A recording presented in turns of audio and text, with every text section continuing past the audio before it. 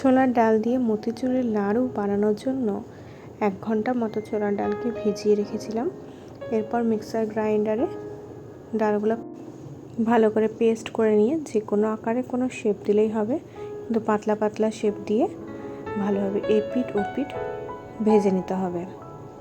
খুব লো ফ্লেমেও না এবং হাই ফ্লেমেও না, মিডিল ফ্লেমে রেখে ভালোভাবে বড়াগুলোকে ভেজে নিতে হবে। হালকা ব্রাউন কালার হয়ে এলে তুলে নিয়ে এগুলো হালকা হাত দিয়ে ভেঙে নিয়েছিলাম, যাতে মিক্সার গ্রাইন্ডারে এটা পেষা সহজ হয়। এরপর ভালোভাবে পিষে নিয়ে দেখা যাচ্ছে খুব সুন্দর একটা ছোট ছোট দানা দানা হয়ে এসেছে। গ্রাইন্ডারে পেষার সময় খেয়াল রাখতে হবে খুব হাই স্পিডে না দিয়ে এটাকে হালকা হালকা 1-2 বার অন অফ করে করে এটাকে পিষে নিতে হবে। এরপর চিনি শিরা করার জন্য 1/2 কাপ পরিমাণ চিনি দিয়েছিলাম। বেশি মিষ্টি খেলে আপনারা এর থেকে বেশি চিনি ইউজ করতে পারেন। 1 চিমটি পরিমাণ লবণ এবং এলাচ গুঁড়ো দিয়েছিলাম। এরপর চিনি শিরাটাকে ভালোভাবে নেড়ে একটু ঘনত্বটাকে বাড়াতে হবে। এটাকে আমি অরেঞ্জ ফুড কালার ইউজ করে নিয়েছিলাম। এরপর পিষে রাখা ডালগুলো দিয়ে দেব।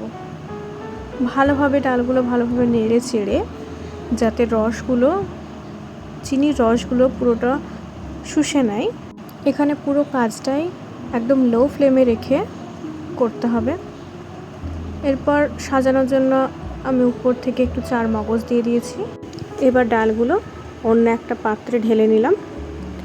খুব গরম অবস্থায় লাড্ডুটা করা যাবে না। মিশ্রণটি কিছুক্ষণের জন্য রেস্টে রাখবো যাতে ঠান্ডা হয়ে, খুব ঠান্ডাও না খুব গরম নয়, এমতো অবস্থায় লাড্ডুগুলো বানিয়ে নিতে হবে। এরপর একটা একটা করে সব লাড্ডুগুলো এখানে আমি বানিয়ে নিয়েছি।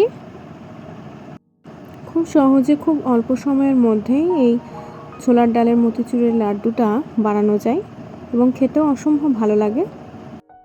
খুব সহজে বানানো এই লাড্ডুটি আপনারা কোনো ওকেশনেও বানাতে পারেন, একটু অন্যরকম, খেতেও ভালো লাগে।